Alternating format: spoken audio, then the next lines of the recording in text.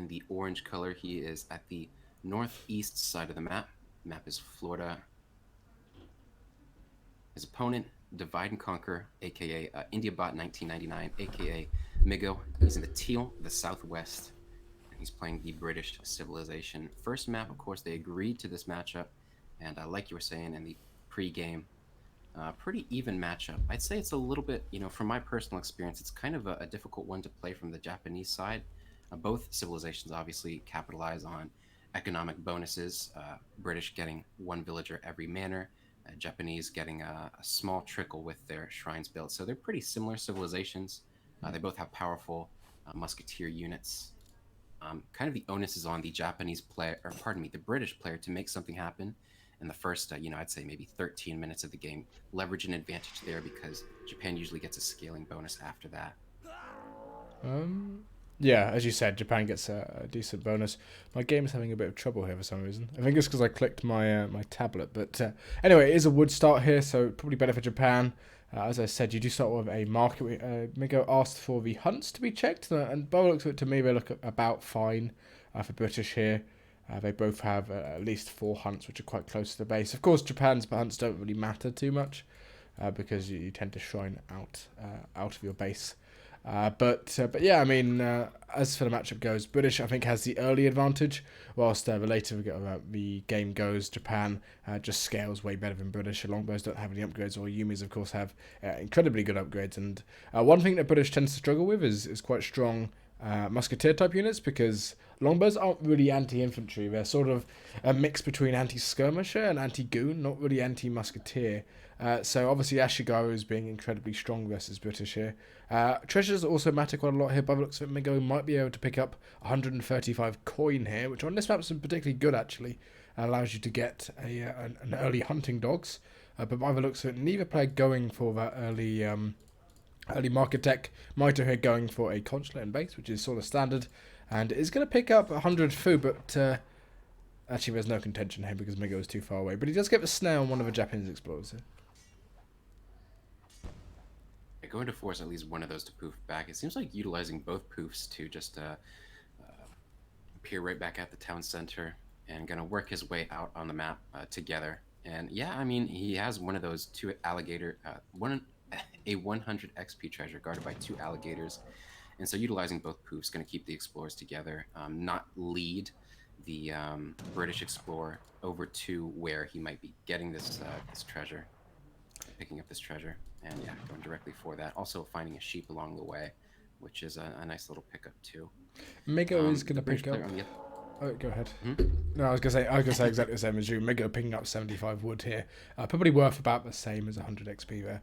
100 XP being particularly good before you sent in the first shipment, but I think Mitoe had already sent the shipment in, so it didn't make a huge amount of difference. Looking at the decks, though, Migo's got quite a peculiar deck here. It does have 2 infinite rockets, which isn't the sort of a mainstay of most British decks. I think 3 rockets for supremacy is probably slightly better, but it does still have advanced arsenal here, which I think I quite like.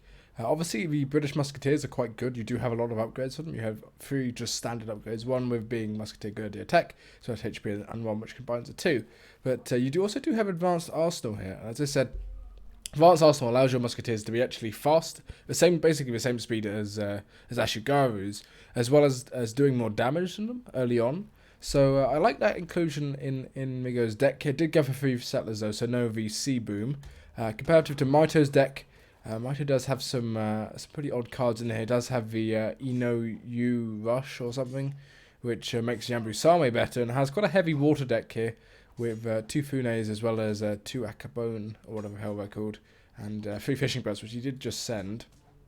But anyway, Migo going to be picking out 100 coin as well, which is particularly nice actually, will allow him to get earlier hunting dogs in here. Yeah, that is a very interesting Age 3 lineup for Mitoe. It's pure military shipments. There's not a single economic shipment, not 1,000 wood, 1,000 coin, not 7 villagers, not royal mint. I'd like maybe to see him have cut 1 Yabusame card, particularly in this matchup. Yabusame aren't all that useful against the Must-Cuss composition that British usually goes for. Maybe getting intervention in there instead, but still that is like, pure balls to the walls military in the Fortress Age. Mitoe aging up really early. I think he first queued his Toshogu Shrine at around the 2 minute and 50 second mark. or maybe even a little bit earlier than that. Migo, on the other hand, he started queuing up to the age 3 at 3 minutes and 5 seconds. So Mitoe is going to be up to Colonial very shortly here. Divide and Conquer will hit it at about 4 minutes and 30 seconds. Um, and yeah, I mean, that's kind of a consequence of Mitoe getting that 3 fishing boat shipment in a little bit earlier with 100 XP. Just, I guess, good macro overall. Yeah, And yeah, obviously, he's up to age 3 very early. yeah, Okay. did get a cheaper age up as well. 680 food instead of a full 800 on that to Shogu. It's going to go for barracks and base here, Mito, as well as I think he just shipped the boats from the consulate. Although he does still have 200 or 300 exports, so maybe he's just waiting for that 300 just to tick by and then sending it. Getting in some nice upgrades as well. Yakuza Lantern's already in. Or Yakudu, whatever the hell they're called. I can never pronounce the Japanese names or anything. I can't pronounce any names actually for anything by the looks of it. But yeah, Japan just doing Japan things here. Going to be putting down shrines. Probably be sending 600 wood in, and Mego comparatively going for sort of a full Brit room here. A lot of villagers on wood here as he aged up, and VC came in actually at 3 minutes 36 seconds. I didn't see that, but 5 ashes is out from Mito here. So actually going to go forward and probably going to be making 5 Ashi in his in his barracks. Barracks finally going down for Migo, but it's going to be quite late here. And I don't know, 10 Ashi is going to do quite a lot of damage. Or maybe he's going to go for a timing push. But no, 10 Ashi is coming forward here. So going to do a lot of damage against British early on when they basically will have nothing against it because they're just making manners. Yeah, especially with no outpost to, kind of give an alternative garrison location for these villagers as they're outside at the wood lines. The wood lines, particularly on this map, Florida, are pretty thin, at least, safe wood in base. Pretty soon, Divide and Conquer will run out. So whether or not he wants to go for like a mixed composition of musketeers and longbows, he's definitely gonna need to have some control. Musketeers, Ashigaru musketeers coming in here and 2 clean kills on those villagers, and so many penned up in the town center now. The town center does get Ooh, another pretty villager. good value on Ashigarus, but so many more at liability go down. Trying to escape 4 settlers around the map. I wonder if Mito is going to be able to catch those. Divine Conquer doing his best to hide those, but go ahead. He is getting in great coats, which is actually quite important. I don't know how many Ashes Mito has. I think it's 5 or 6. Actually, with an extra factor of 5, it doesn't make it a massive difference. But you can see great coats coming in there. Does at least keep one of those villagers alive. But only one longbow coming in for Divide and Conquer there. And unfortunately, I think he's just losing it because of this. He's lost so many villagers here. Japan obviously is ecoing behind this a decent amount, but losing 5 villagers as British early on, basically negating that 5 villager shipment which just came in. Not too good for British here, although saying that, the town centre does get a good efficiency on those ashes actually. We only take 2 shots, which is really quite nice. But yeah, I mean, bottled into a TC now against Japan, who's now probably going to be sending 600 wood behind this. And also has 3 fishing boats on the water. He's going to go for Besteros in a second. But yeah, not in a great position here, Migo. Yeah, I think Migo does have a shipment on the way, so that could be 6 musketeers, and 6 musketeers with town center fire should be enough to leverage these Japanese Ashigarus outside of his base, so he can stabilize from this position. But yeah, like you mentioned, I mean, the economic, there's the 6 musketeers, the economic advantage Divide and Conquer might have gotten from this Virginia Company boom has kind of been mitigated, losing, I think, 6 villagers actually. And that's only for 15 Ashi. I mean, now 16 Ashi. Gonna be a bit difficult if Mito is just gonna stream these Ashis in though. Bestia is of course coming in from behind as well. But yeah, once all those Ashis are down, I mean, Migo is gonna have still a slightly better economy. But he's full mana boom too. I mean, economic units, if you have a look at, apparently they don't show actually the manas, but I think he's nearly full mana boomed here.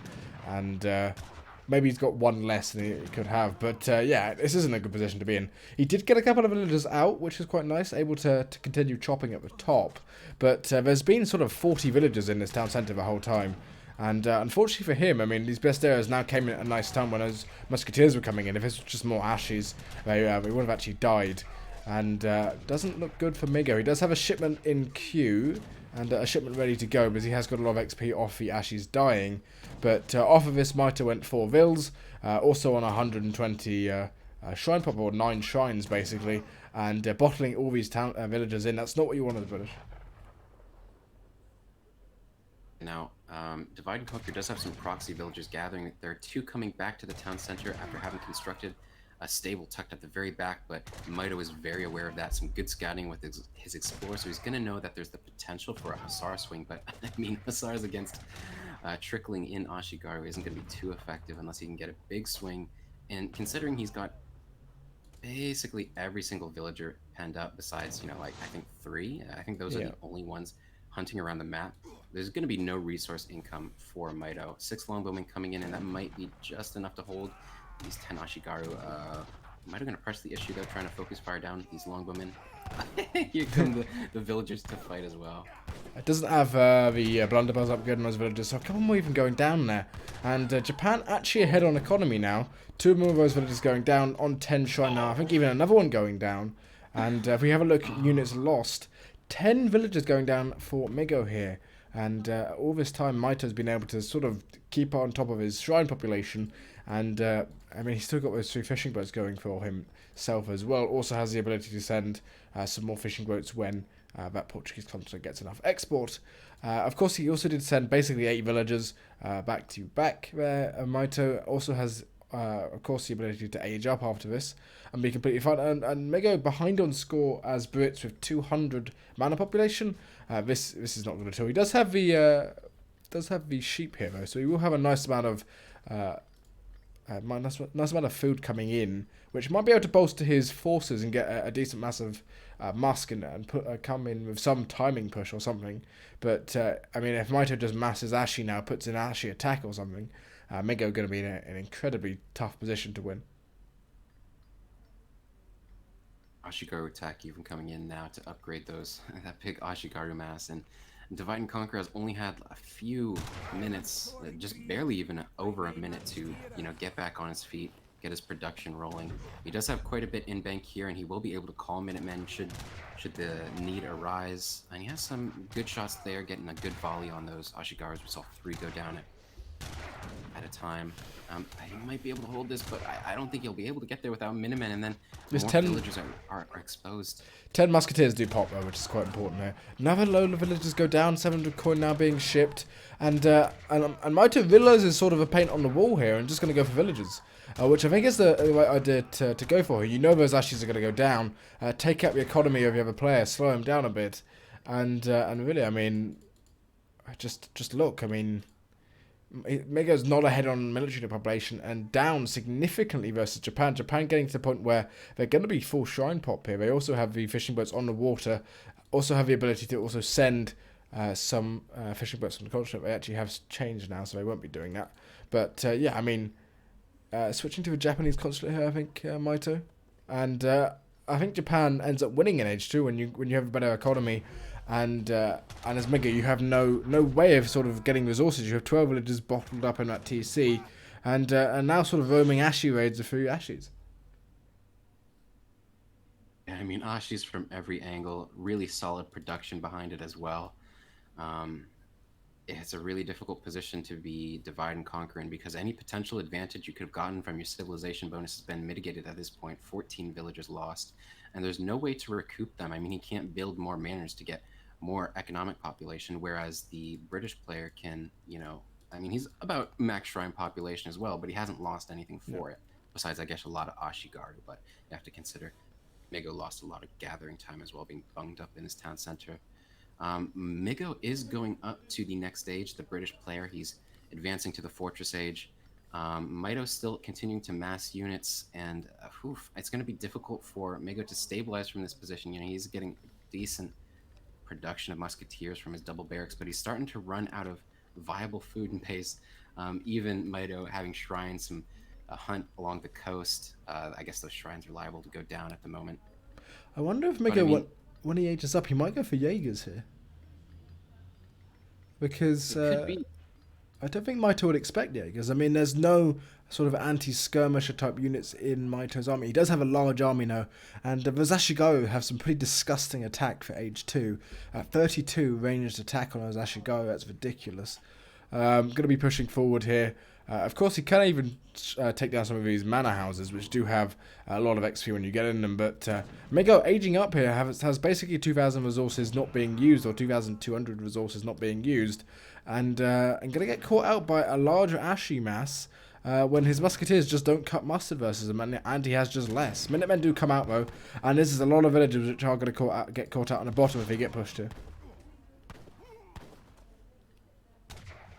This is a really, really solid push, although Mitoe is going to get away with the age up, and he actually didn't lose too much for this. I feel like this could have gone a lot worse for Mitoe, considering the amount of siege potential there was there. I mean, I feel like if Mitoe just stayed on that town center, it would have been really difficult for Divide and Conquer to stabilize. He's pretty much do or die on the 2 Falconet shipment. That's his strongest, or not strongest, but that's his win condition at this point. It's just 2 Falconets getting major damage in, veteran musketeers. That could be very hold for Mitoe to hold in H2. He's also going to pick off a decent amount of Ashies here. Needs to be careful about these Yumis though. The Yumis obviously do nice damage against anything. And by the looks at Mitoe going to age off of this. So he's also going to be ahead, going to go up with that Golden Pavilion, buff all those units. And these Ashigaru are going to be absolutely ridiculous. They have 32 attack now. I think when they get into the next stage, they're going to have something like 42 or something absolutely insane. And even versus a mass of nice British musketeers, which do have some nice upgrades on them when they do, if Mitoe sends something like Musketeer Grenadier Combat there, they're still going to dominate them. These villagers also have to go forward and they are quite exposed, but for the meanwhile, I think Mitoe, especially because he's going down for an artillery foundry as well, he might be able just to hold this off and get a nice tiring push against Mitoe here. It's pretty wise to go for the artillery foundry now. How forward it is and that it's in the line of sight of Mitoe's shrines is a little bit obnoxious. Mitoe's going to have perfect knowledge that his opponent is going for artillery. But, I mean, you look at the Hunt situation, there's really not much for Divide and Conquer to gather, and he's got a significant musketeer mass already. Making more wouldn't be all that helpful, whereas the cannons pose a very significant threat to the Japanese composition. Flaming arrows, while they're decent against a decent unit for holding falconets in tandem with all of the other little advantages Japanese can get, alone, and just 2 flaming arrows against 5 falconets, even though you have 2 ranged advantage with the flaming arrows, it can be very, very difficult. He's also edged with Caravel here, so he's going to be able to go up and down and just take out those couple of fishing boats, which he's already done. A flaming arrow in queue for Mitoe, so maybe a larger mass than what he expected. No 4 Yambusame though in deck. I quite like Yambusame against civs, which are going to have some sort of artillery. Would like to see some upgrades coming in for Mitoe as well. But this is a lot of falconets here. That's 7 falconets for Mitoe. And I think that's 7 at least. There might be 6. Yeah, 7 falconets for Mitoe. This is a lot of siege. And actually a lot of very, very difficult for Mitoe to sort of do anything against. That town centre going to be rained down on from the falconets. Needs some more, maybe even dragoons or something might divide and conquer here. But those town centre going to go down very, very quickly. A lot of flaming arrows up there. That's 6 flaming arrows for Mitoe. And does need to be careful. But he's going to get a nice shot off on them. At least from 2 of these falconets. And falconets actually trade really well versus flaming arrows when they're in range. And look at the firing from these a couple of falconets on these Yumis. And some of them are firing on the wrong point. But they all fired at the buildings. Imagine if they didn't. But again, this is an incredible trade for Mitoe here. It's good, but I mean, he's going to be left with nothing after this. I mean, there's still so many units left from Mitoe. You would hope if you were able to kill the entire infantry mass of the Japanese player with these falconets, trading off the falconets for the infantry mass, you'd be able to kill the flaming arrows in the back with your musketeer mass. But there was enough DPS for Mitoe, and even though maybe it was a Pyrrhic victory for Divide and Conquer, he was able to kill more than he expected. It's not a winning engagement because at the end of it, he has fewer units overall and he has far less economy, so he's still in a tough position to make something happen. Yeah, I've never really realized how insane flaming arrows actually are, because they're like they're really bad versus coves, but against falconets and stuff, they do. I mean, 88 times. Actually, they don't have a multiplier versus artillery, so they don't do that well. But they do have more range, which is really, really nice. Yeah, getting pushed forward here. Mitoe does have a lot of musketeers, but these aren't very good musketeers. I mean, look at the difference between his Ashigarus. Ashigarus having 229 HP and 37 or 41 even ranged attack. And comparatively, these musketeers only have 27 ranged attack, so they're not going to trade very well at all. And there's 8 Ashi being shipped, and GG coming in from both players. quite a close game considering the difficulty that Migo had at the start of the game. But just, I mean, he was 10,000 resources behind at the end there. A really commanding first game from Mitoe, really. And I guess that's kind of that kind of goes to show how hard you can get punished by going for this hyper greedy British play. We saw Migo going for a Virginia Company 500 food age up boom. I just, I'm trying to imagine if Migo had done an outpost and 200 coin, having that outpost, how much that would have helped in holding the pressure from the Japanese player. And that's kind of the crux of like the British defense, is having that outpost. He didn't have it this game. Instead, going for 500 food to make sure his town center wasn't idled while he focused on the Virginia Company boom. And that really ended up biting him in the backside, losing a lot of villagers early, being penned up for a very long time, and very well executed by Mitoe. Yeah, just some great play. I'd say great play by both players, but quite difficult for Migo to really do anything against that Ashigaru push. Would like to see what maps they have. I don't actually know what maps they do have. Let me paste that in chat. 1, 2, 3. It's Migo's choice, so it's going to be either Dhaka, Manchuria, or Cascade Range. I quite like Migo's choices, actually. Cascade Range in particular. I know Mito's not going to be listening, so I can say anyway. Migo likes to go Nats. And I think it's quite common knowledge that he likes to go Nats. And Cascade Range, even though this isn't beta, it's even better. And there you go, seeing that coming in. Migo's Nat push here with France is incredibly, incredibly strong. Quite difficult to really hold off at all. I've also been talking to him about Iroquois and going, well, this is a couple of weeks ago I talked to him about it, but Iroquois has the best Nats in the game, and you can transition very, very easily into Forest Prowlers. So going Iroquois here and going for a Nat push as Iroquois makes sense as well. So we'll have to see what Mitoe picks here. He did choose Germany yesterday in the Hidden Cup as his first choice. We might choose that again. I think Germany probably stronger on this patch. But we'll have to wait and see. But Mitoe does get counterpicked by Migo here.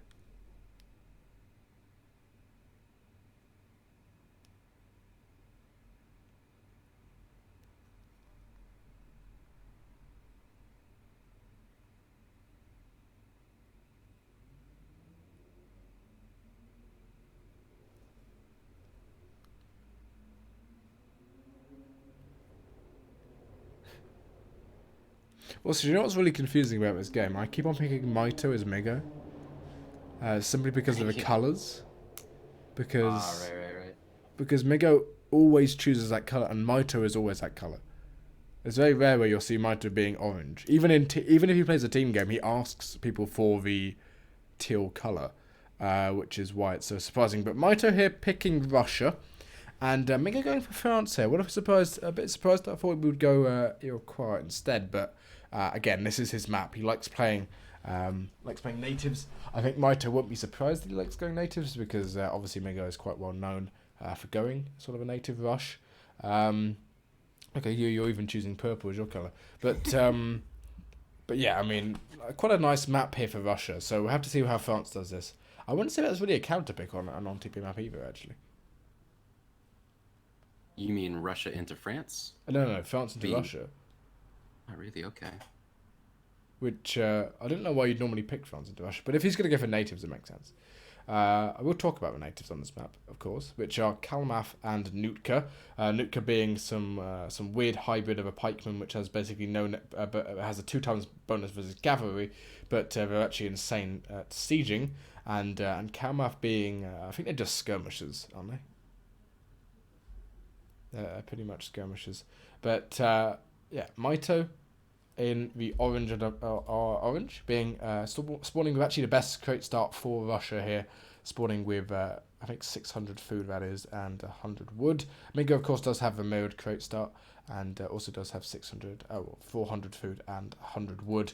We'll be picking up 30 coin. Probably want to try and find a couple of more coin treasures. There are some nice treasures on this map, including 40 wood. They're all small treasures though, so they're nice and easy to take. And by looks at Mitoe is going to pick up 40 wood himself. And by looks at Migo, probably going to go for a market here. Yeah, going to go for a market in the sort of slightly forward market, but a market nonetheless. I know you might have mentioned it earlier, but did you catch which crate start it was for the players? It was a food and wood. No, food, just a food start. So Okay. 600 food for Russia and 100 wood, and 400 food and 100 wood for France. So it's definitely better for Russia here. Any other start is better for French.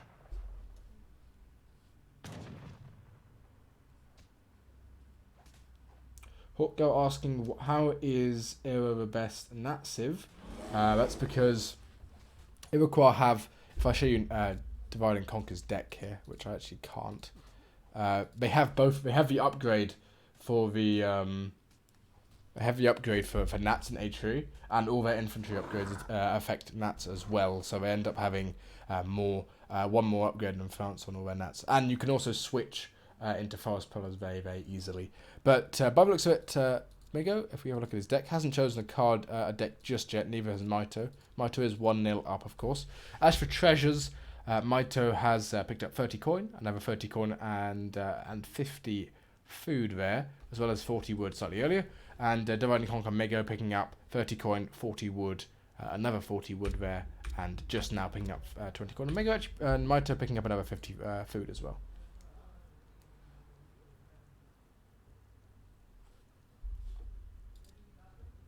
And yeah, Mego definitely has a nut deck. Has team improved native warriors here, which is 15% on both her attack and hit points. Has native treaties, which of course gives you actually an incredibly good shipment in Age 2 if you get 2 types of nats. Gives you effectively a free shipment. I think it's 4 Nuka and 5 Kalmath or something, which for an Age 2 shipment is incredibly good. Has Wilderness Warfare here, which is 20% on their HP. And of course 25% on that native warrior combat in Age 3 there as well. But yeah, Mito's still Age 1-0 up. Of course, it is a best of 7, so this is going to be quite a long series anyway. But we'll have to see what Mito does. Maybe he'll go in base because he knows Migo's going to go for quite an aggressive Age 2 with that Nat deck. Oh wow, you can even see Divide and Conquer utilizing the pull trick with his native scout to pull his explorer into snare with the Russian one. That's a very cute little mechanic. That's somebody you would expect of somebody. Oh, okay, never mind. Actually, Yeah. bungling that up, his own native scout getting in the way of the explorer that was snaring the Russian one. You know what? Some excellent mechanics and some not so excellent mechanics. There might be a bit of a contention over this Nuka settlement. Or maybe it's just that Mito's standing here. But he has got 250 wood. Probably building... Oh, he's 1 wood short. Oh, no, maybe not. I forgot you get the trickle in for Russia. But yeah, I think he's just standing there to watch what Migo is doing. But Migo got to go straight away over to the Kalmath settlement. Probably going to want to go for some pikes in a barracks or something instead. Because it's going to be quite difficult facing 5 Cossack before you actually get any of the... what are they called out? The Nuka out. But actually, I mean, Migo doesn't have to rush it. He is aging up with the Quartermaster, so that's the standard build. So Migo could just be building this training post to standard and just go for a standard Age 2 play as France, which can end up beating Russia if you play it correctly, and not rushing. And obviously because Russia now is in Age 2, but they've got their blockhouse in base, they aren't really going to be able to put too much positive pressure on France early on. And by the looks at Migo, not actually just not going for any nats here, just going to go for... hasn't even got any in queue, so... Oh, actually he does. He has some Kalmath in queue, which are particularly cheap, actually. Where I think there's 60 food and 60 wood for effectively just skirmishers, which is really nice. I think they're akin to the Cherokee Rifleman skirmishers, so they're going to have 230 HP. Not too sure about their attack stat, but I believe they have 16 range. Let's see. Yeah, 16 range, 13 attack, 230 HP. So they're pretty bulky, less bulky than the Cree Riflemen, which have 300 HP.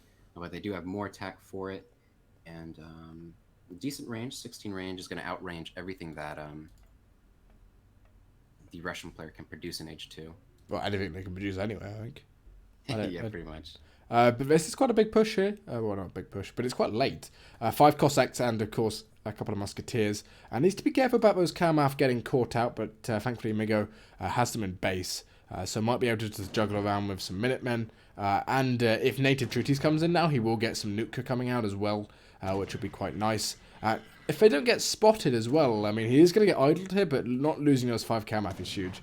And with some Nutka now coming in, 4 Nutka in queue, probably native treaties coming in as well. Of course, that doesn't cost any population. You can see Migo only on one house, and now putting down another. We'll be able to get out a decent sizable mass just to confront this Russian push here. And this Russian push didn't really do anything. It didn't take out a villager, I don't think. Just losing a single Cossack for a bit of idle time there. Not the greatest in Mitoe. Yeah, just trying to piece things together. With these natives, pretty much the biggest vulnerability will be to, Cossacks getting a good surround on the Klamath Riflemen, those units performing very poorly. Even Nutka's not really dealing a lot of damage to the Cossacks. So it's kind of got to find a way to beat the, particularly the Cossacks of the Russian composition. And the biggest swing of Cossacks is going to come from that 5 Cossack shipment. So playing it very delicately at the start of the game. Now sending a second card in Colonial, team improved natives. That's pretty greedy early on against Russia. You can see how good these natives actually become. They do have 14 attack here. Kalmaf being quite good, particularly in A3, because they have 2 upgrades.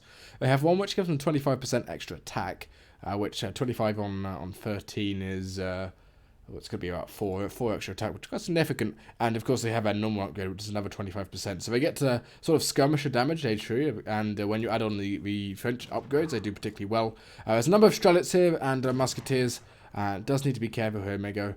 We'll just go back. I think Migo can probably just age here. Or maybe he's just going to mass up instead. I mean, I don't particularly know what he does with his build when you go against someone who's sitting in base as Russia. Russia also does need, though, a stable, which is going down. Native Scout does get spotted as well, which isn't too great for Migo. But, I mean, I would say Migo's position here is quite good. Miko is not worse for wear. He hasn't taken a particularly bad engagement to start off with, and that when you're doing these native strategies, that can actually be the case sometimes, as you just get counter pushed by like 5 Cossacks, 5 Musketeers, and you'll lose all your Klamath Riflemen at the start of the game, and that kind of is like a nail in the coffin. But like I mentioned earlier, Miko playing it very delicately. And he's, like you said, I mean, yeah, he's in a good position with the team improved native warriors, getting away with that very greedy build order. Now trying to build another settlement, Klamath Rifleman, but I think he's playing it, again, very, very delicately, trying to overextend or reveal what he's doing to the Russian player. Yeah, so what... Yeah, go ahead. What sort of sucks about Klamath is you could make 13 of them. The Navajo, you can make 15, but again, I mean, you can't really make enough to mass an army. And if you lose a Nat trading post, of course, that goes down, so you can't really make them again. And it's this sort of a weakness of going Nats. They have that detriment to them, which you can't make more than usual. But a fight is going on here. All those Nutka are in the fight there, of course. A lot of Strelets here, a lot of Cossacks here as well. Mitoe realising the negative of those Nutka not being actually the best anti-cavalry, even though they're meant to be. Does put them into cover mode there, which I do like, but a lot of these cavalry are just going to mow down these Kalmaf, and this is going to be game over already. Losing this sort of mass is so negative for Migo here. Does have the CDBs coming forward, which do have an upgrade on them as well, both the Blunderbuss and the Great Code upgrade. But yeah, losing this mass is game over here for Migo. No, absolutely. And look at this. I'm not sure how many Cossacks were actually lost. A single Cossack. I mean, Divide and Conquer had 15 upgraded Nutka, and might have lost a single Cossack. This is kind of what it is. Like a very well leveraged infantry, very well leveraged military by Mitoe. Realizing that the counter to it, the only thing that was going to stop his Cossacks was the Nutka Clubmen. And what Divide and Conquer needed to do to preserve his Nutka Clubmen being alive was kill all the Strelets with his Klamath Riflemen. And that's just never really going to happen because you don't have enough of them. Mitoe's the one dictating the fight. Yeah, it's just a crushing fight from Mitoe. Really good job leveraging a timing with his 4 Cossack shipment, also some trained Cossacks. Boyer's now in, 5 more trained Cossacks. It could not be any more of a crushing win for Mitoe. I liked what Migo was trying to do there, but yeah, Nutka pretty poor against any cavalry. Maybe they should get looked at before beta releases in TP9. Apparently Migo can't play today, but that's normally what Mitoe says. But yeah, those Nutka not being the best against Cossacks. Maybe you have to add in some Hussars if you're going to do this. Go Kalmaf Hussars or Kalmaf musketeers or something, because unfortunately Nuka. Oh, is Mego resigning? Oh, he forfeited. Can he do that? I don't even know. I mean, he can do that. It would be a bit unfortunate for the series. I think maybe he's feeling a little bit demoralized after those games. I'm not sure if he, has something coming up later this evening that might prevent him from playing, or what it might be. I'm not actually sure if he's online. I don't have him added as a friend. Let's see here.